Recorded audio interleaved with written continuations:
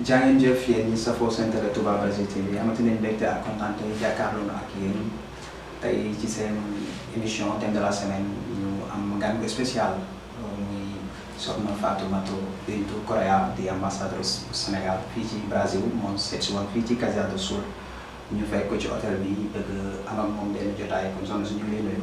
maa ngi leen di sant. ñu bëggoon nga présenté wu wax nga yaay kan. alors man maay Fatoumata Bintou Correa di ambassadeur Sénégal fii ci Brésil depuis octobre 2016 ci laay novembre 2016 laa ñëw mais ñu ngi ma nommé septembre 2016 du passé. ok ñu bëggoon a xam visite bi lan moo ko waraloon. alors visite consulaire la. mooy dama ñëwoon pour am contact muy premier contact ak sénégalais yi nekk fii Caxias do Sul. Pour xamante ak ñoom pour échanger ak ñoom seet seen condition de vie fii nu mu demee seen vie wu immigrant fii naka la demee ak yan situation la ambassade bi mun a assister pour mën a def liggéeyu protection ak assistance consulaire. beneen bi mooy dañ ci doon profité waale pour aider sénégalais yi ñu def seen immatriculation c'est vrai que sax normalement. Sénégalais bu nekk bu demee tukki moom moo war a ci diggante ñetti weer yi dem fekki ambassade am bu ko gën a jege wala consulat ba ko gën a jege dem mu enregistré wu mu immatriculé wu. waaye dañu xam ne que Brésil dafa rëy et que du yomb tout le temps pour que ñoom ñëpp ñu jógandoo ñëw donc de temps en temps ñu organiser tournée consulaire pour ñëw fekk si leen ñu mën a immatriculé wu. benn dernier point bi mooy dañ leen doon delloo si tamit seeni passeport. parce que diggante avril ak juin organisé nañu fii ak ministère de l'intérieur jàppale na ma bu baax ak grâce au ministère des affaires étrangères pour que ñu am fii ñaari mission passeport def aide sénégalais ñu renouveler seen passeport donc mission bi daf ñu doon aider tamit mooy troisième point bi ñëw delloo leen seen passeport yi pare. ok mais ba tey soxna si boo xoolee. malgré def ngeen ay effort defar ay passeport yu bëri mais am na fi sénégalais yu bëri yoo xam ne. daanaka bu ñu jógee Sénégal bañ gëj a def seen droit de citoyenneté maanaam waaye élection amee bi ci mujj nga xam ne mooy femme député yi. xam nga waroon nañ ci bokk te bokkuñu ci. Sénégalais yi am ay jafe-jafe bu seen passeport jeexee xam nga bu ñu bëggee renouveler seen passeport wala lu côté administration lépp loo xam dañ ciy soxla rek. dafay compliqué loolu lan moo ko waral gouvernement bi dafa considéré wul moodu yu nekk Brésil wala moo demee noonu. waaw def naa ne du affaire wu considéré moodu yi. ma dellu soit li ma waxoon mooy yéen seen responsabilité la boo leen demee ci dëkku jàmbur ngeen dem fekk ji ambassade bi immatriculé wu ñu xam ne que yéen a ngi fi. parce que tant que xamuñu ne yéen a ngi fi mënuñu leen assister. protection bi ñuy wax ak assistance consulaire mënuñu ko def tant que xamuñu ne am na ay ñu ñu war a mën a protéger wala ñu assister. beneen bi mooy réewum Sénégal xamul ñaata sénégalais ñoo nekk fi exactement. benn parce que doo leen immatriculé wu doo leen ñëw enregistré wu ñu xam ne ñaata la ñu mën ko rendre compte beneen bi mooy boo leen di génn Sénégal en général doo leen déclarer seen destination finale. à partir de l'aéroport en général doo leen wax bu ñu leen waxee destination finale doo leen wax ne que Brésil ñu ci bëri yeneen dëkk la ñuy jaar ñii di jaar Cap-Vert parce que maa ngi woon Cap-Vert xam naa ne Sénégal yu bëri dañ fa doon jógee di ñëw Brésil ñeneen ñi di jaaree Équateur ñoom dégg naa Espagne la ñuy jël. Espagne la ñuy njëkk a jaar après jël vol dem Équateur parce que temps yooyu amul woon dem soxlawuñu woon visa jóge Équateur wàcc premier état wu Brésil muy Acre wàcc nànk-nànk ba egg si Rio Grande do Sul defal seen kayit doog yéegaat si yeneen état yi donc balaa Sénégal administration bi di organiser ay élections di ci boole Sénégal yi nekk Brésil il faut ñu xam ne que nombre bi takku na takk boo xamante ne jaar nañu organiser ko. donc rendre nañu compte man depuis bi ma ñëwee si première chose yi ma def si la bokk dama bëggoon sax sénégalais yi bokk ci depuis élection yi passé yu juillet 2018 si élection législative yi mais dafa xatoon instant bi ma ñëwee jël service fonction ak bi ñuy commission bi di commencé tourner xajut fi woon mais mu nekk loo xamante ne rendre naa compte déjà autorité yi déjà le fait que ñu def ñaari mission passeport tax nañu am benn nombre et ñun tamit ñu ngi continuer enregistrement pour carte consulaire parce que du ñëpp soxla passeport pour joxe communiquer nombre bi pour que prochaine élection yi incha allah ñu boole si doomu Sénégal yi nekk Brésil. waaw loolu moom dina nekk xibaar boo xam ne yaakaar naa dina intéressé Sénégalais yi parce que tamit bépp Sénégalais bu génn. da ngay soxla bu sa dëkk amee ay élection maanaam nga def sa droit de citoyenneté. loolu moom point boo xam ne la bu dina intéressé Sénégalais yi. beneen bi su topp maanaam Sénégalais yu bëri dañu am difficulté xam maanaam relation yi nga xam ne moom la ñaari dëkk yi am. par exemple tey da ngay gis benn nit bu nekk fii di léegi ne ah man de saa yi mosu ma gis kenn koo xam ne jënd na fii oto wala mu jënd fii dara loo xam ne matériel la. pour yóbbu ko Sénégal dafa mënul nekk wala. ok mën na nekk parce que relation yi ñaari niveau laa koy gisee. relation yoo xamante ni entre dëkk ak dëkk la. muy gouvernement brésilien ak gouvernement Sénégal. donc bu amee yu ñuy exporter parce que am na si wàllu agriculture par exemple am na ay équipement agricole yoo xamante ne Brésil lañ koy jëlee di ko yóbbu Sénégal. donc mu wane que loolu c'est possible. am na lu muy jaar léegi nag pour de manière privée loolu mooy c'est-à-dire que benn si wàllu secteur privé. benn homme d'affaires décidé na dafay dem jaayi di Sénégal loolu tam lu nekk la waaye dafa mu xam ne que dina fay. parce que bu yóbboo marchandise am port mu egsi fa am na dédouanement yu mu war a defar kii côté brésilien kañ laa xamul lan mooy étape yi pour nga génne ko mais lu mën a nekk la parce que maa ngi ciy travailler ak suñu consul honoraire bi nekk bu nekk Santa Catarina parce que moom en même temps président chambre de commerce la donc sénégalais en général ñi may bind ni ma wax ne dañu soxla huile de soja dañu soxla tel naka la ñuy def moom laa leen di booleel pour que mu utal leen matériel bi parce que il faut nga am koy jokkoo Sénégal koo xam ne par exemple am nga commande kan moo commandé ci turu kan la nekk bu egsee kan mooy dem port dem dédouaner mais lu mën a nekk la. lu mën a nekk yow su ma déggee côté businessman nga may wax man dama lay wax en tant que Bamba Der benn Sénégalais dem daal. bu ñëw si dëkk bi di fi muur. donc mu am opportunité fi mën fi jënd oto wala mu jënd fi dara. ndax Bamba Der am na possibilité yóbbu oto bi Sénégal. comme ni mu valable Europe Italie Espagne. mun na nekk encore une fois mun na nekk yaay fay rek li nga war a fay pour oto bi mun a génn fay transitaire bi pour ñu dugaloo ko ci conteneur yóbbu la ko bu eggee Sénégal tam nga fay dédouanement bi pour mu génn en respectant le nombre d'années bi ñu wax ne que oto bi warul dépasser tant d'années balaa muy dugg Sénégal. mais war nga mun a yóbbu sa marchandise bopp pour def pour jaay ko wala yóbbu sa parce que sa oto bopp la da nga ko bëgg a yóbbu jox sa famille wala lu mu nekk la. ok loolu tamit c'est intéressant. ñu ñëw ci benn cas boo xam ne dafa xaw a doy waar maanaam amoon nañ suñu benn mbokk boo xam ne Cheikh Tidiane la nuyoo nekkoon ci dëkk bi. doon fi liggéey suñu borom ñu dara dogal bakkanam des fi ñu boomoon ko fi. mais mi ngi doon liggéey ci benn empresa maanaam société. mais bi muy liggéey mi ngi doon cotiser ci droit yi nga xam ne moo xew ci dëkk bi nga xam ne pour chaque weer boo fayee ko NSS am na lu muy jël ci sa salaire. bu kaaw bu defee accident wala maara day taal suñu borom moom la. maanaam direct yooyu noonu nga doon cotiser da nga ko war a récupérer. mais moom ba léegi njabootam jotuñu ci xaalis boobu noonu ndax cas boobu yow jot nga ci. waaw yaakaar naa ne jot nañ ci mais xam naa dafa dépendre si législation wu mooy maanaam loi wu Brésil. bind nañu effectivement ambassade mais lu ñu laaj mooy ndax dafa amoon jabar. wala ndax dafa amoon doom. ñu mu bàyyi Sénégal. bu dee dafa amoon benn si ñaar yooyu nañ leen ko jox information yi jox leen ay kayit yu prouvé ne que takkoon na jabar ak ay kayit yu wane ne moo jur diw am bu amee doom tam moo jur diw.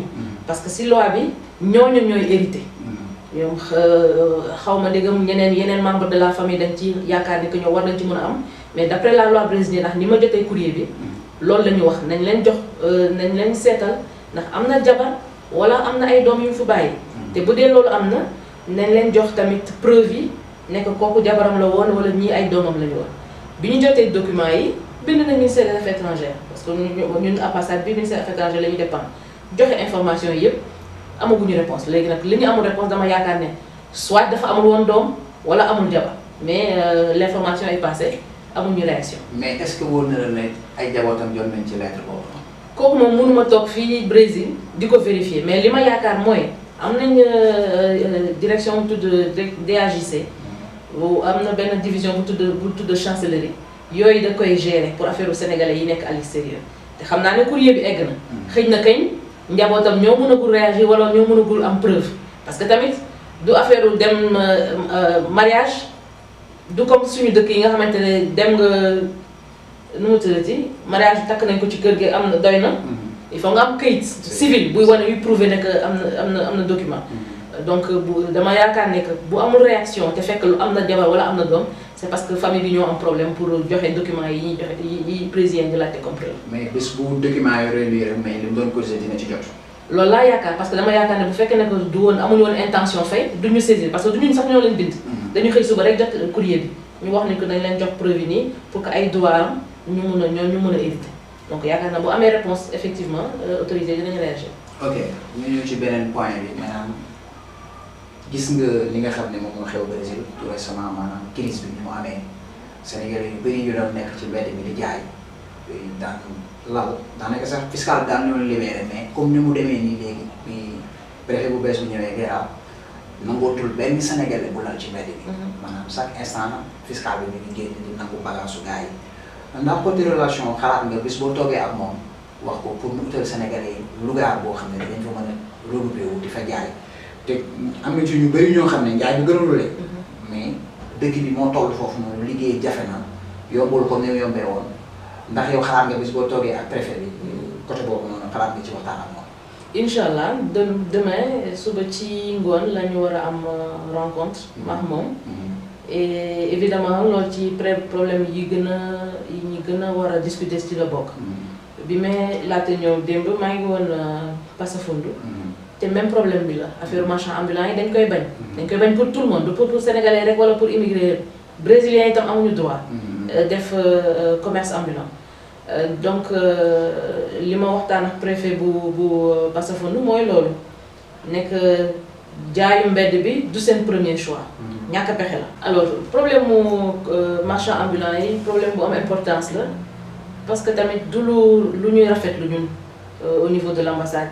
dañuy déranger sax dañ ci sax am kerse wax dëgg yàlla dañ ci am kerse bu ñuy wax ni que Sénégalais yaa ngi ci mbedd bi te fekk fii mi ngi am immigré yeneen xeet ñeneen xeet yi kenn deful Sénégalais yi rek di def ku ñëpp tuf li nga tooy donc ça veut dire que ñoom ils sont fautifs li ñu leen di tere ñoom ñoo ko def bu autorités yi demee ba tere même brésiliens yi def ko jox leen utal leen place ñu dem di fa jaay brésiliens yi toog di ko jaay Sénégalais yi itam war nañ mën a négocier ak préfet bi pour mu utal leen place ñu dem di fa jaay. waaw mais xam nga dinañ bëgg a utal Sénégalais place. mais tamit lépp day xewee fii ci centre bi lay xewee liy xew ci centre bi lay xewee tey par exemple boo utalee nit place boo xam ne dafa sori. dafay teg ay marchandises mais kenn doo ko fekk. te tamit tey soo teree nit dara da nga koy utal dara bien vrai que seen dëkk lañ leen fekk ñu teg seen i loi loolu moom kenn du ci am loo ci wax parce que seen dëkk lañ nekk ñoom am nañ seen i loi mais tamit bul fàtte ne Sénégalais dañuy loué appartement dëkk ci. dañuy fay courant dañuy fay ndox dañuy fay lépp donc mënoo ñëw amul liggéey tëdd ci kër gi kon boobu yàggee ñëpp ci mbedd bi lañuy nekk donc il fallait ut say ñetti mois si juróom kii ci mbedd bi di bagal. waaw déedéet bul ne il fallait que ñu ut parce que tamit seen intégration fii. pour mu yomb. il faut ngeen di respecter loi yi règlement dëkk bi. effectivement boo leen ñëwee dëkku jàmbur. ñu gis ne dañu tere lii pour ñëpp muy waa dëkk bi doomu dëkk bi ak ñeneen. da ngeen war a def. da ngeen di war a respecter loolu ci intégration la bokk parce que boo leen di continuer nii dañu ñëw amuñu lu ñu def ji foog ñu dem dëgg si mbedd bi loolu du solution loolu sax du réponse normalement loolu sax du argument parce que dañ koy tere pour ñëpp la loi c'est la loi li ñu mun mooy discuter autorités yi ne leen lii du seen premier choix ñàkk pexe moo tax ñu def nii utal leen place yëpp discussion yëpp négociation bu ñu waxee ba ñu waaw ci affaire place bi c'est une possibilité ñu leen tam seet leen place yi foo leen koy def foo xamante ne dinañ gis comme kuñ ko jaay parce que amul benn sens di wutal nit place foo xamante ne ca àll ba la doo gis kenn koo ko jaay mais lépp négociation la mais bu leen wax ni que dañu ñëw dañuy fay suñu néeg dañuy fay parce que brésiliens yi ñi ngi utal place ñoom tam dañoo am ay charge am seen njaboot di fay te dañuy fay impôt fa ñu kii yéen fayu leen impôt jaay si mbedd bi am benn taxe booy fay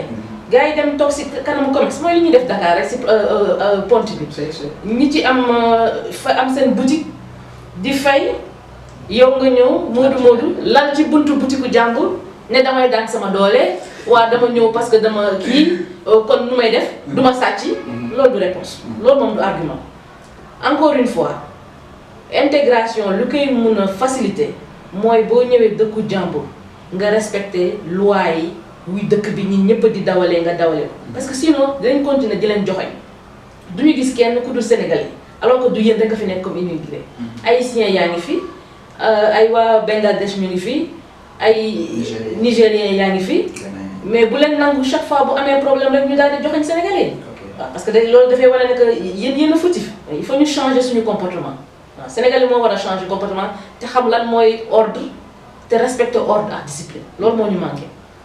ok parce que tamit boo xoolee ñoom sax ñu ngi def ay effet parce que gars yi topp nañ ci di wax di def ay médiation ba ñu sax utal Sénégalais yi benn fois boo xam ne dina am ci mois bi 2 fois. mais maanaam jour bi ñu ko jàpp moo baaxul parce que ay dimanche lay am. te tubaab yi d'habitude dimanche moom du ñuy génn moom li ñuy def vendredi ak samedi lañ koy def. dimanche dañuy nekk seen i kër dallu loolu ñu xëy liggéey. loolu moo gën a compliqué situation yi mais am naa yaakaar ne boo toogee ak Guéra waxtaan ci. négocier rek waaw yaakaar naa di ngeen ci trouver beneen solution. ñu ñëw ci beneen cas boo xam ne xaw naa doy waar xaw naa lëmbee trop. réew mi. xaw ma mës nañ la ci wax dara wala muy ci côté protocole yi moom yàqu na moom ci courant yàqu na. léegi da ngay gis gars yi di business ci deniers yi. di defar ay faux deniers. di jël ay di jël ay liste yoo xam ne dañ koy tiré nga jël turu nit dugal ko ci mu dem kooku dem police fédérale ñu koy waaye di loo xam nga di koy enquête te ay suñuy mbokk sénégalais ñoo koy defar. waaw ak ñoom la wala Nigérian? non sénégalais ñoo koy defar parce que tout récemment nii bi nga xam ne bi am na fi waa ji dafa osé def live direct di ne moom moo koy defar day liggéey ak nit ñi xam nga respecté wu kenn day respecté nit ñi. ba wax ba génn ci foo xam ne sax war a fa génn wax ba dépassé borne yi maanaam mu saaga.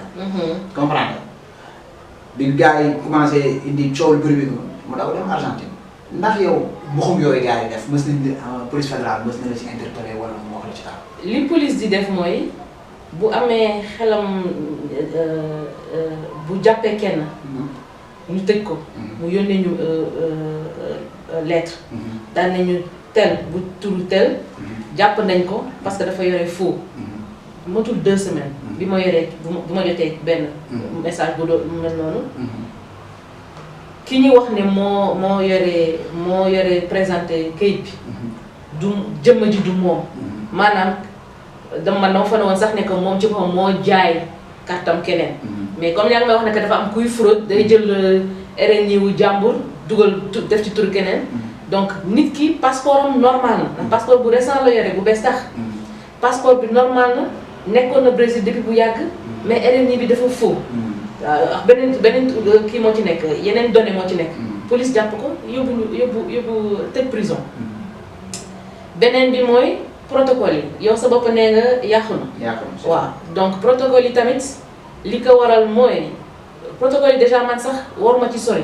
parce que ku am protocole mooy statut réfugié nga mooy ku dem déclarer ci brésilien yi nekk dañ la noot Sénégal dafa am guerre wala dafa am nangam ba da nga daw làqu nga. donc ku am statut bu mel noonu dépendre loo ci administration sénégalaise.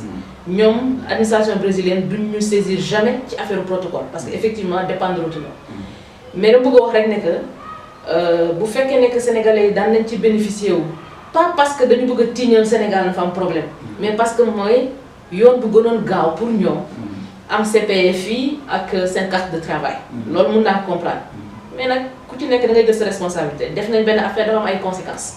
dañuy jël responsabilité ne que yi conséquences yi ñoom ñoo ko si ñoom lay dal ñu xool naka lañ koy defee non seulement protocole yi déclaration yi du déclaration yu baax yu fausse la mais mu am ay ñoo xamante ne ñu présenté wu ambassade du Brésil bu nekk Dakar ak ay protocole di wax ne ñu bëgg a dellu te fekk mosuñu teg seen tànk Brésil boo leen làkkee portugais duñu xam lan la ñuy tontu boo leen laajee seen adresse fii en portugais du mu ñu répondre fekk seen kayit nee na ñu ngi fi 5 ans nanga donc xam nga loolu day wane nekk tamit ay faux la donc muy ñaari affaire trafic bi am na trafic ci RNA yi ak trafic ci protocole yi loolu tax autorité brésilienne yi commencé woon serrer un peu dootu ñu woon joxe automatiquement kayit mais bon heureusement ñu ngi am yeneen système pour ñi nga xamante ne nekkuñu ci trafic yi seet naka lañ leen di régulariser seen situation nànk-nànk yombul dafa yéex mais ça se fait de plus en plus. ndax dina indi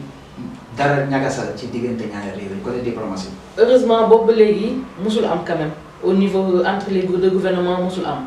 li ma mën a wax rek mooy ambassade bi xawoon na sonn benn instant parce que ni Sénégalais yi doon ñëwee Brésil dafa metti woon. da ngay toog si benn année en 3 ou 6 mois ay 800 Sénégalais extendo donc loolu c'était terrible. am na période boo xamante ne gouverneur état wu Acre muy état bi gën a kawe ci Brésil après Équateur parce que Sénégalais yi Espagne lañ doon jaar Équateur wàcc Acre. pour gën a wàcc ñi dem Brésil Argentine ñi ñëw fii Rio Grande do Sul. donc demoon na ba yëf yi ëpp ko doole muy au ambassadeur yi pour mu ñëw Acre ñu toog discuter pour situation sénégalais yi. ambassadeur mujjul dem. parce que tamit dafay nekk situation boo xamante ne dangay am kersa doo xam loo fay wax. te amuloo ambassadeur bi en tant qu'ambassadeur amuloo dara loo mën a def rek ba arrêté nu mu tëddee flux migratoire boobu mënul nekk en tout cas ñun de notre côté ñun fii à partir de fii mënuñ ci def dara parce que apparemment dafa am ay réseau soit bu sénégalais soit ñeneen mu nekk Équateur mais ça commence aussi à l'aéroport parce que ñam na sénégalais yoo xamante ne waxtaan ak ñoom nee nañu aéroport lañ jotee seen passeport am na lu ñu lijjanti am na yu ñu fay. xam nañ ne que Brésil la ñu war a dem xamuñu sax itinéraire bi seen plan de vol xamuñu ko jour bi dañ leen di oore leen tel jour ban heure ñëwal aéroport da nga am vol. aéroport lañ leen di joxe seen passeport. ça veut dire que trafic bi mi ngi commencé Dakar. xam nga loolu moom ambassadeurs yi moom boo mën nañ ci lu bëri. ñu ñëw ci beneen point bi nga xam ne dafay dal suñu mbokk sénégalais yi nga xam ne dañ fi nekk. maanaam nit boo xam ne dafa ñëwoon tukki si pour daan doole suñu waroon ñëw ak ay nattoom. donc ñu ne ay jullit lañ yëpp dañ koy cadre ci côté nattu rek. mais am na suñu mbokk sénégalais yoo xam ne yàlla dafa dogal caabi daf leen féete ginnaaw ci dëkk bi. mën nañ ci citer rek benn cas suñu mbokk boo xam ne Porto Alegre la nekk soxla wala ñuy tudd tur. yoon daf koy topp ci benn xale mineur buñ ko jiiñ ne da ko doon sàkk. ba ñu yóbbu ko ci kaso.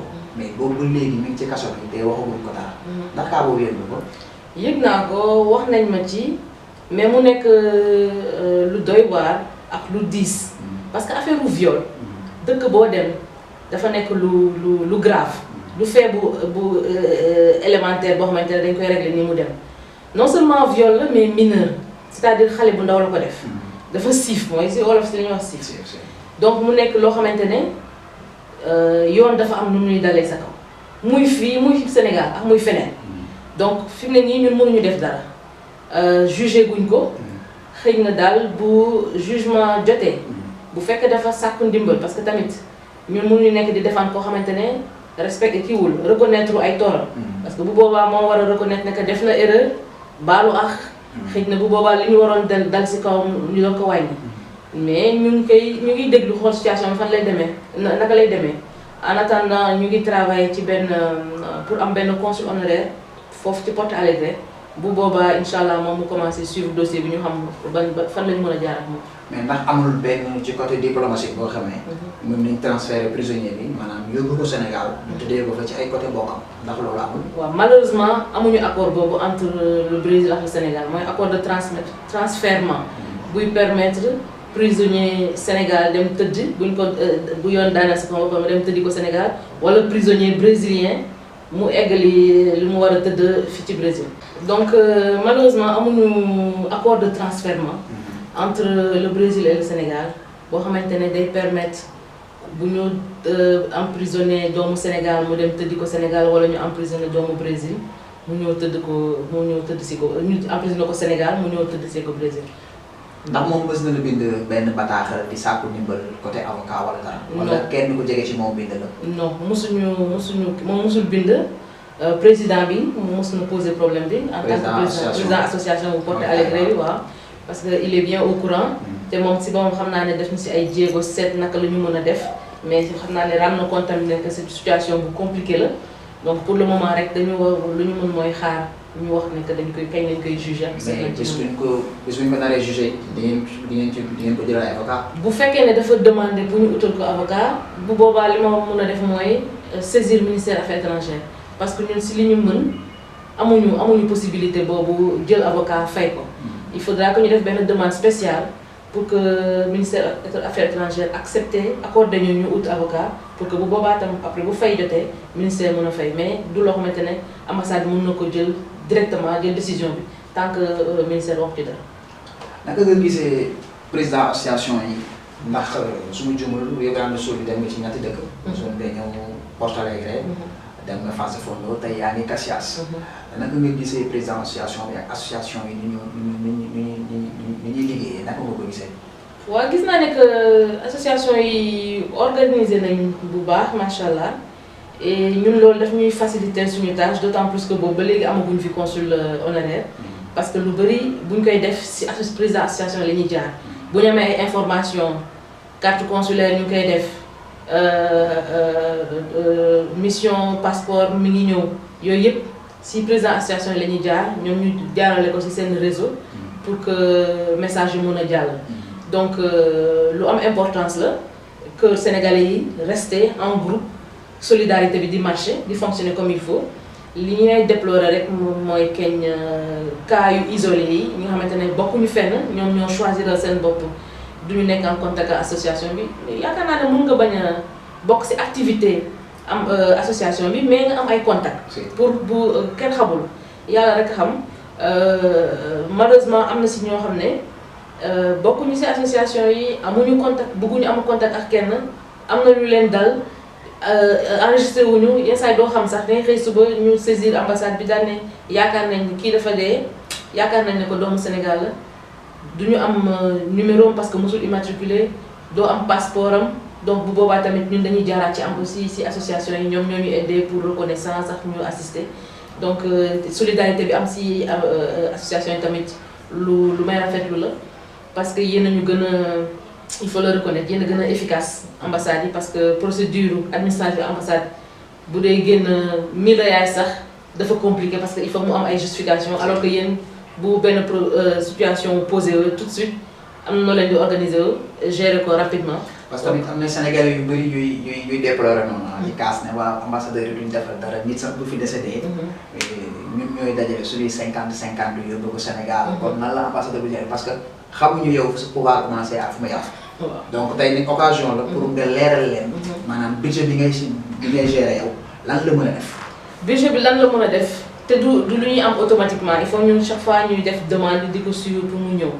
mais dañ nañu sénégalais en détresse moom mooy maanaam daal mu nekk situation yu métti yoo xamante ne mënatul dara boppam. mu feebar am parce que am na ñu fi cas yu ñu fi aidé ñu feebar ñoo xamante ne brésilien moo leen tiré bal seen kaw ñu ngi hôpital. liggéeyatuñu donc amatuñu source de revenu ambassade bi dafay assister ku am problème ba mënatul toog fii bëgg a ñibbi ambassade bi jëndal la billet nga dellu kuñ ko mujjee doon bëgg a defaral malheureusement moom moo déclaré ne du dem parce que dañ ko doon maltraité famille yam dañ ko doon maltraité loolu ñoom mënuñ ci dara parce que affaire droit de l'homme la bu déclaré ne dañ ko doon dóor parents yi nangam bëggul dellu ñun mënuñu ko forcer bien que beneen frère am moo ñu waxoon ne nañ ko dimbali parce que mi ngi ci mbedd bi yoratul xelam dafa nekk ci affaire drogue ak yooyu boo koy seet fi mu nekk nii ci mbedd ba nga koy dem fekk di fa lay fanaan yëpp église yenn saa yi ñoo koy for mu yenn saa yi mu fanaan ak yooyu mais encore une fois même pour cas yooyu il faut ñu saisir ñu par écrit parce que dañuy soxla luy justifier xaalis bi ñuy génn fan la jëm def naa la loolu la Sénégalais yi xamul donc ñoom dañuy wax ne am nañ cas ne ambassade bi deful dara mais ambassade mënul def dara tant que saisir wuñ ko par écrit donc bu ñu waxee par téléphone dama naan chaque fois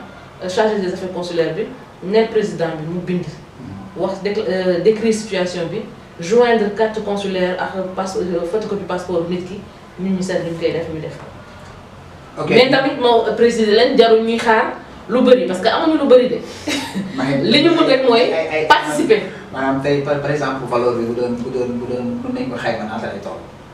ça dépend si chaque année li ñuy joxe te du lu ñuy joxe nii si benn année mu départ dañu koy yenn saa ñu ñëw jox la ko ne la pour 6 mois après nga war a xaaraat pour yeneen 6 mois donc mënuñu am année bu nekk waaw ay année bu nekk mën na dépendre ça dépend autorité yi parce que benn enveloppe la bu ñuy tasaare ci biir ambassade yëpp donc du lu fixe daal. ok point boobu leer na ñu ñëw ci dernier point bi maanaam am na Sénégalais yu bëri loo xam ne dafa am loo xam ne dafa lëndëm seen xel ba ci man mii di waxtaan ak yow dafa am Sénégalais yu bëri yoo xam ne dañuy bëgg a takk jabar fii parce que par exemple boo takkee jabar fii nii boo amuloon këyit da ngay daal di am këyit këyit bi mën na valable 9 ans 10 ans donc mën nga ci dem Sénégal ñëw mais su duré 1 an mariage bu duré 1 an da ngay am da ngay demander maanaam nationalité dëkk bi.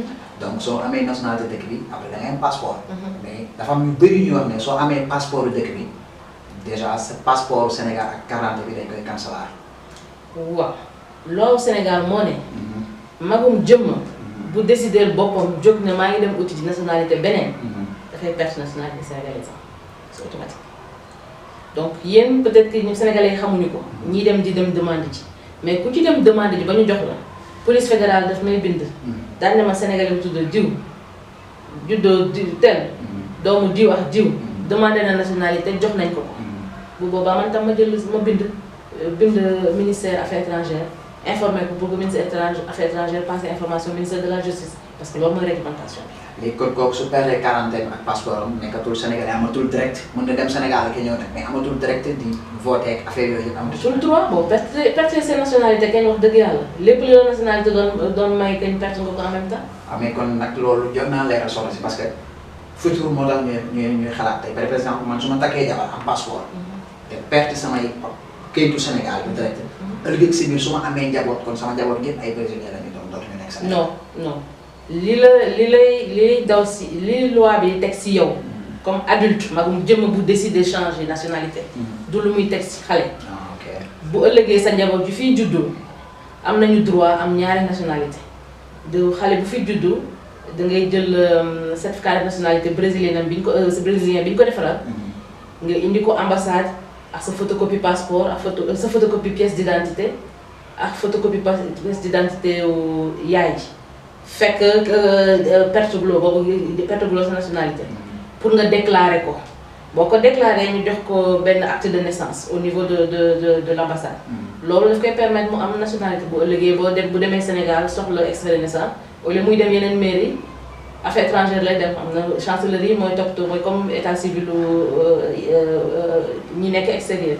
donc xale bu juddoo à l'extérieur waajuram nekk kenn si waajur yi muy yaay ji wala muy papa ji nekk sénégalais am na droit am naa nationalité dëkk bi mu juddoo ak nationalité dëkku waajuram mais magum jëmm bu décider bàyyi jël nationalité beneen dëkk moom mooy perdre automatiquement nationalité. ok bon point boobu laaj naka nga gisee accueil bi nga xam ne accueil nañ la fii ci Rio Grande Sul parce que fii may wax ak yow Caxias. muy accueil bu rafet apparemment autorités yi fii tamit ils étaient prêts à la discussion maanaam yàkkamti woon nañu gis ku ñuy waxal. Et tam pour Sénégalais c'est une bonne chose parce que il faudrait pas que ñu gis leen rek comme ay ni ñuy wax électron libre ñoo xamante ne dañuy xëy suba rek ñëw fii tegu kenn xamul fu ñu jógee amuñu autorité amuñu dëkk amuñu nangam comme quoi mu am nañ ku ñu mën a échanger administration bu ñu mën a échanger donc le fait que may dem gisi ji préfet bi demain wala que ma gisoon tey commission Vera d'Or yi nga xamante ne ñoom ñooy liggéey directement coordinateur égalité raciale ñi nga xamante ne ñooy toppatoo lépp luy droit wu immigré lu baax la pour xam lan lañ leen doon defal parce que discussion bi loolu la woon lan la ñuy def pour immigré yi leen problème la ñu am ak comment naka lañ ko mën a améliorer donc am na yenn yu ñuy posé pour affaire blocage langue bi ñii doog a ñëw dégguñu portugais bëgg a dem hôpital xamuñu naka la ñuy assistance bi kenn xam nu muy defee parce que à l'hôpital tam amul kenn ku dégg li ñuy làkk donc ñoom nee nañ dinañ organiser wu pour cours de langue yi ñu continuer ko et puis ñu seet ñuy def au niveau des hôpitaux tamit pour mu am assistance chaque fois qu'il y a un Sénégalais bu dem déggul portugais mu ngi doog a ñëw te soxla assistant ñu seet naka lañ koy mën a assister donc ay points yu baax la je pense yoo xam ne mën na faciliter seen intégration fii dans le futur. kon soxna Fatou Doucouré ñu ngi lay remercier ci opportunité bi nga am dëgg yàlla yombul c'est pas facile mais da ngay wane ne ni lay président Macky Sall dénk attan nga ko ndax sa oyof si sa disponibilité ndax wax dëgg yàlla suba ba léegi ñu ne yow ñoo ànd gis nañ coono yi ngay daj yëpp mais terewul ubbil nga ñu sa buntu ak yéen ñu dafa ñu opportunité bi ñu ngi la ciy sant bu baax a baax di la gërëm. kon mbokku téléspectateurs yi nga xam ne da ngeen di topp seen télé Touba Project TV lii moo nekkoon thème de la semaine bi ñu leen di jox dig daje yeneen jotaay.